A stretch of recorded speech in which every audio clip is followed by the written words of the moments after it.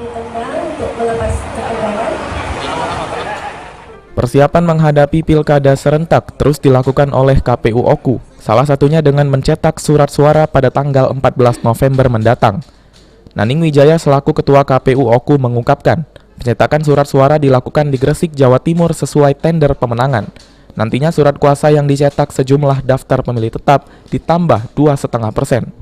Rencananya Komisioner KPU Oku, Bawaslu serta pihak terkait lainnya akan meninjau secara langsung proses pencetakan surat suara dan kelengkapan logistik pilkada lainnya. Untuk surat suara dan alat kelengkap lainnya sekarang ini dalam proses pencetakan yang insya Allah dilaksanakan di tanggal 14 November 2020. Kotak suara itu bagian yang sudah proses cetak tinggal pengiriman.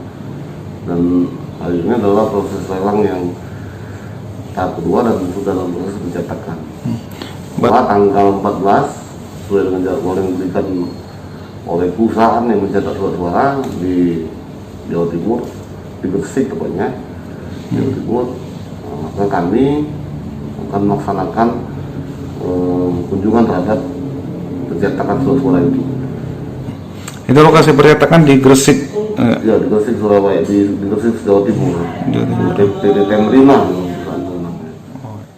Usai dicetak, surat suara tersebut akan langsung dikirim ke Kabupaten Oku dengan pengawalan pihak kepolisian sebelum 21 November mendatang, lalu disortir dan dilipat sebelum disebar ke seluruh TPS yang ada di Kabupaten Oku.